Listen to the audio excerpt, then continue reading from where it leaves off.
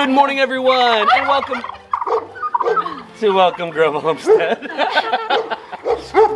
case you're wondering about all the noise in the background, you will never find a quiet moment here to film anything. So sometimes you just gotta Yeah, we even said quiet on the set to all the animals, and you know, they did. They don't care. They don't care. Not even a little bit. It is a rainy East Tennessee morning today. It is. And we have projects to do inside barns and stuff. Pretty excited about it. Yes. We have been working on a nursery, which we will show you the final thing all finished. But in addition to the nursery, today we're going to give Amanda a nice hard wall for your milking parlor. Yay! A solid wall. Now, I've been asking for a solid wall for a long time. I mean, in my defense, I gave her a metal wall. like metal sheet metal on wire. So the reason that I need a solid wall is because we had just the what is it called? Woven wire fence originally, and That's right. it works great to keep goat bodies out of the milk room, but it does not keep their head out of the milk room. They're just gonna hang. They're with so us. rude. Anyway, so yeah, so the goats can reach their heads through the fence, and it becomes a problem when I have someone on the stand and another goat is trying to eat the food or bite the goat, or I can't keep anything within 4 feet of the wall of the milk room, so I can't like.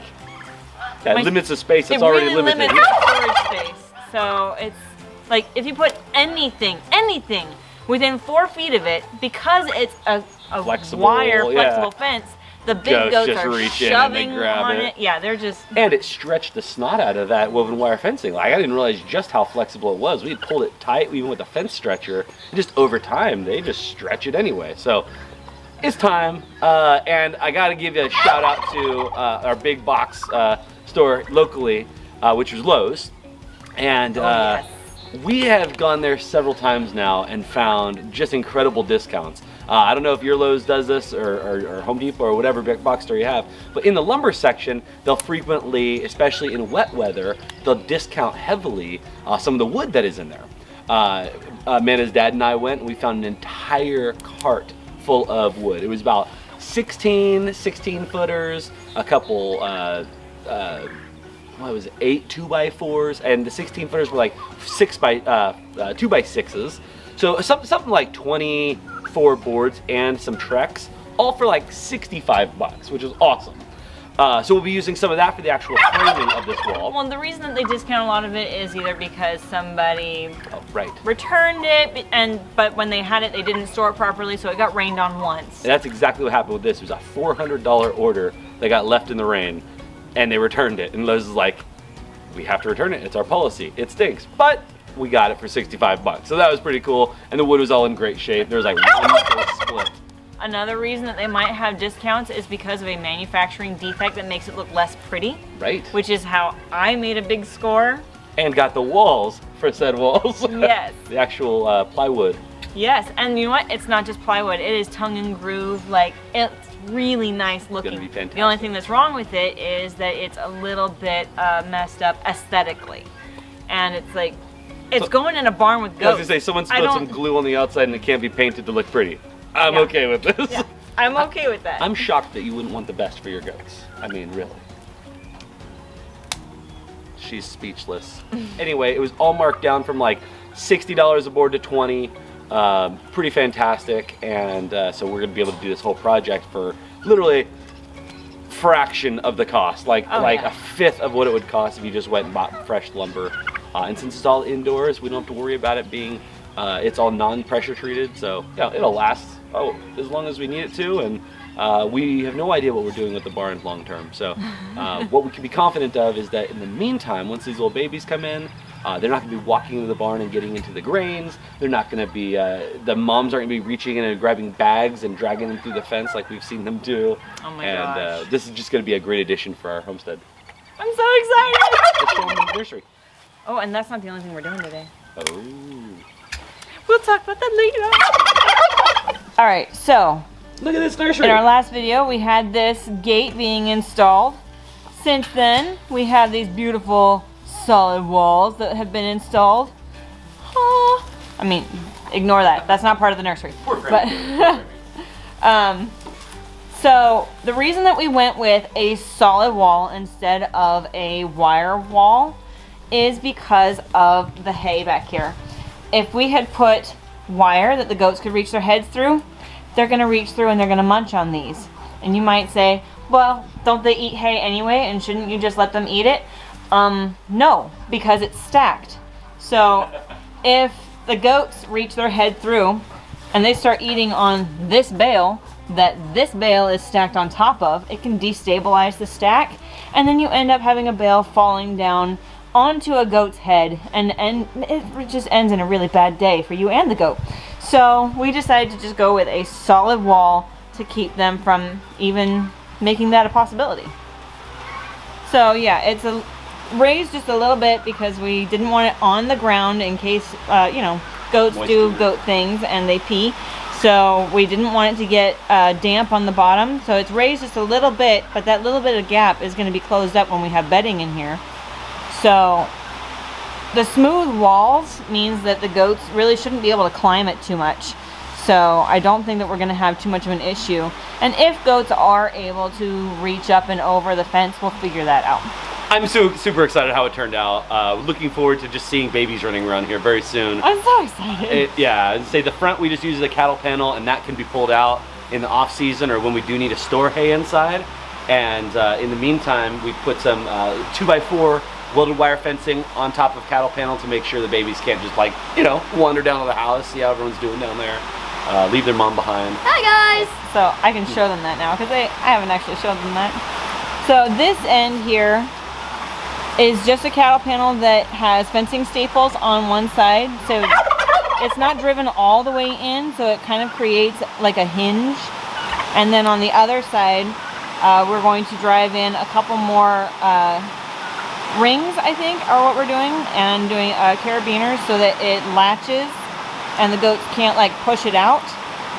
But it makes this wall temporary, and it makes it able to be opened so that when this is not in use as a nursery, it can be used as hay storage still.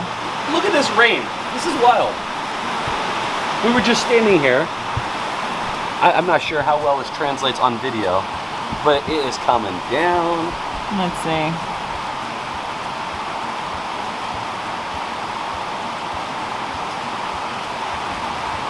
Definitely pouring rain. I really feel like rain doesn't translate well in video, but let me just tell you, it's damp outside. That was really Very close. damp.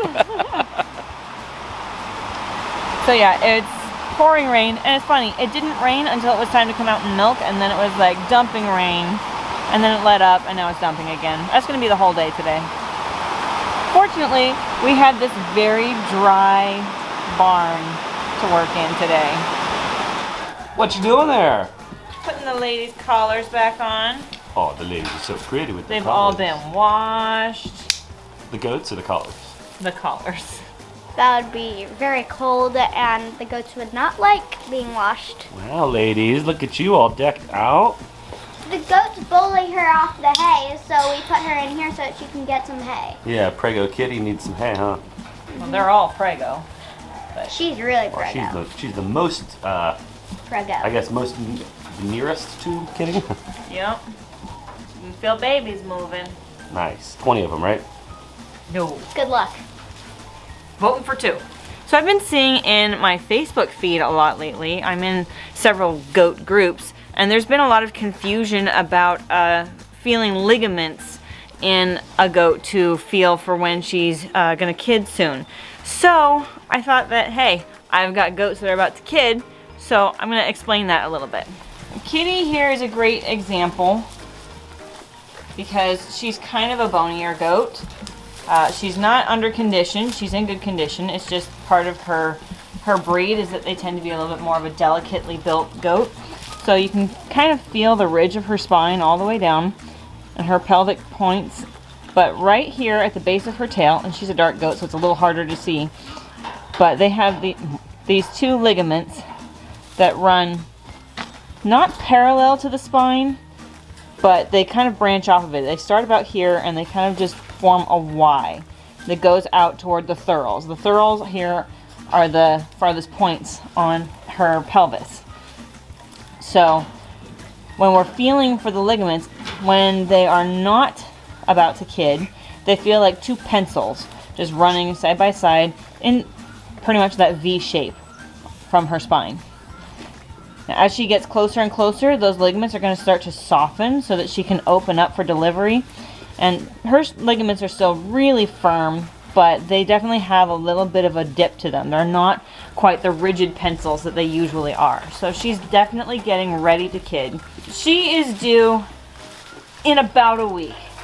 Now when I say she's due in about a week, that just means I don't actually have an official due date because I don't have an official breeding date. And moving forward for myself, I have learned that I don't like the uncertainty. So I already, with the rest of the herd, I know exactly what date each of them was bred. And I really like knowing exactly when my goats are going to kid or when my cows are going to calve. It's been very frustrating because here we are with Rapunzel. We were advised by a friend that raises cattle, took a look at her, said, oh yeah, she'll have a calf in probably a couple weeks. That was back in January. We are now at the end of February and still no calf. And basically the window in which she could calve is all the way up until April. Now I don't think she'll go that far, but because we have such a wide window, you just really don't know. And heifers are so hard to gauge when they're going to calve because they kind of wreak havoc with you and mess with your mind because they're girls and they play mind games. But anyway, so Kitty is going to be the first to do. So Kitty is the first to kid, and she's going to be due in about a week. Alright, I hope y'all can hear me over the rain on the roof, but you may be wondering what's going on with this pen that we have here. Why is it looking white and why is there no bedding on it? So we're getting ready for kidding. So I wanted to clean out the barn, put all fresh bedding down, and part of that was knocking out this stall. And there was a lot of dampness in there because it's very clear that some goats really enjoy bedding down in there. But that means that they also urinated a lot. So the floor was damp. And the white stuff that's on the floor in here is barn lime. And that's going to help deodorize it. It helps pull that moisture up out of the ground. So it's drying it out so that I can get ready to have Miss Kitty is going to be kidding in here. Now for the rest of the season, 2 weeks after Kitty is due, I have 3 goats that are due the same week, which is Mayhem, and then Clover, and then Maggie.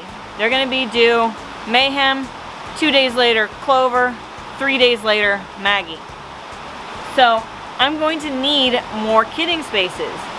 So what I'm doing is that after Kitty has her babies and moves out of here, we're going to put a divider down the middle so that we can make this a space for 2 goats, and we have another pen outside that we're going to move up here into the nursery to set up as a 3rd kidding pen so that all 3 does have a place to go to have their babies.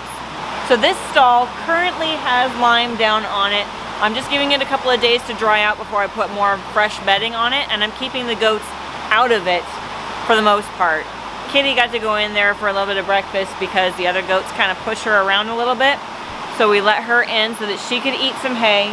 But generally I'm trying to keep everybody out of it until I've got babies being born in there to keep the bedding nice and clean and dry. So this wall here is the one that we are replacing. It'll be the wall that kind of blocked Amanda when she's milking from the goats.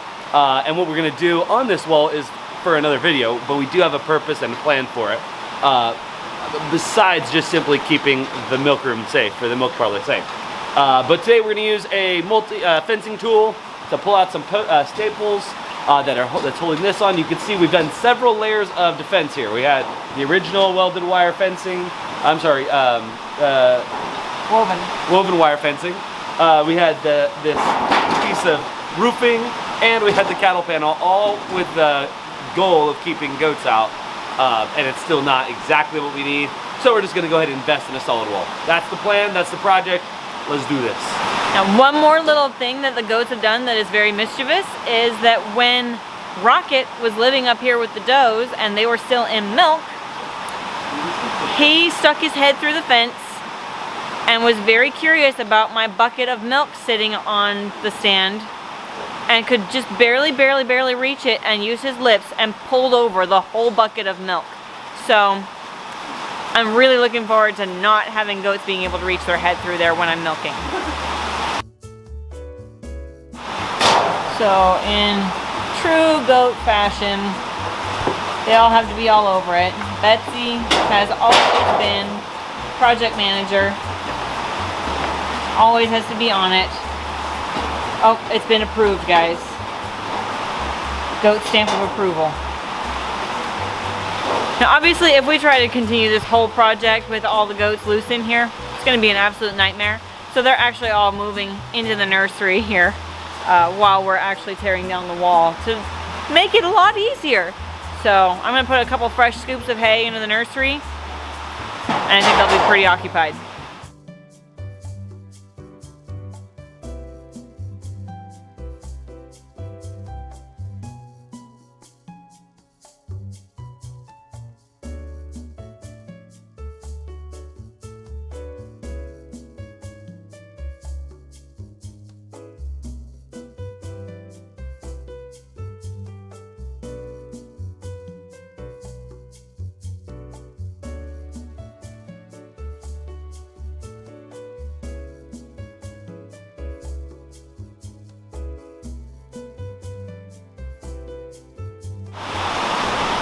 Amanda's gonna be so excited. Oh yeah. I'm gonna call her right now. Amanda, come see your wall.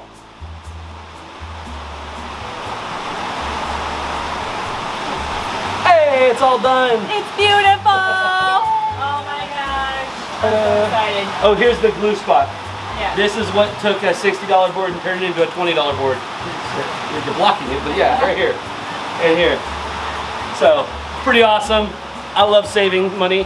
That's my favorite sport. Your favorite sport? My favorite sport is saving money. This is cool. I'm a fan. And it's so pretty and level. I'm so excited. It's lovely. I'm just, I'm over the moon. So yeah, this is going to definitely keep the goats from reaching through and biting or getting into stuff.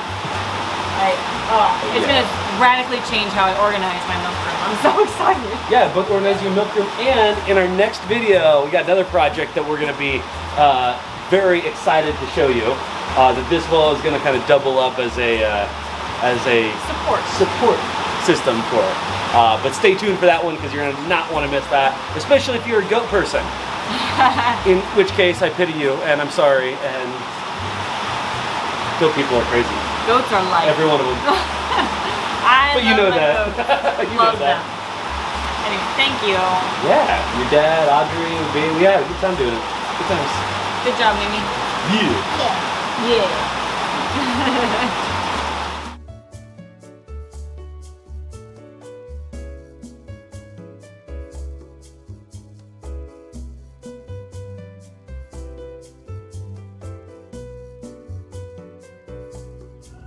So Amanda found Rapunzel acting kind of strange tonight. So we are just kind of doing a little bit of vetting ourselves. Home vetting. Home vetting. Amanda's checking her out. We're not sure if it's pre-labor behavior or a complication, but she's doing some weird sighing. Her tongue is lolling out of her mouth. A little bit of drooling, that kind of thing. Heavy breathing. So Amanda's just assessing her. What are you seeing, babe? Just listening for any crackling. What's the crackling? I think it may just be that baby's taking up so much space. Just making life harder. Kind of like when they're born, then the babies make life hard. So I was just doing my nightly check with Rapunzel, and she, as she was laying down, she stuck her tongue out of her mouth and started breathing a little heavily. You could hear her grunting, kind of this, just like she was struggling to breathe. And then she would kind of give a little cough at the end. So I figured she's probably just enormously pregnant and having a hard time breathing because baby's putting pressure on her lungs. But because of the weather that we have recently had, the really damp weather, pneumonia is a very high possibility. So I did go ahead and get her checked out. I have my stethoscope. I listened to her lungs. I don't hear any crackling. So I think that she's okay. We're just going to keep an eye on her and make sure that she stays healthy so that she can have this baby. So you may have heard Caleb in the background here in one of those videos saying that he was asking what is crackling. So crackling in the lungs is usually a sign that there is fluid in the lungs because there are little tiny air sacs in your lungs, and when there's fluid in there, when they're trying to expand, they're gonna pop because it's like little bubbles. And so it's gonna sound kind of like popcorn. It's gonna be this crackling popcorn sound in their chest when you listen to them. And that is a pretty loud and clear indicator of pneumonia. So she had clear breath sounds on both sides, if a little bit labored, but I think that's just baby putting pressure on her diaphragm and lungs. So I think she's okay. We're going to continue monitoring her with our daily checks and just make sure that she's good to go. Another sign or symptom of pneumonia can be their nose. Cows should have a damp nose. Not wet, but not dry. It needs to be damp. So her nose is still damp. She's not dried out. She's doing all right. She's chewing her cud. She's doing okay. So that's just another thing that we're going to look for and watch for, is making sure that her nose stays damp. Kind of like a dog, how when a dog's nose gets dry, it's usually a symptom that they have a fever. Re-chewing that good old hay, baby girl. Life will get a lot easier once you have that baby. We're all rooting for you, honey. And you got a whole barn full of friends rooting for you, too.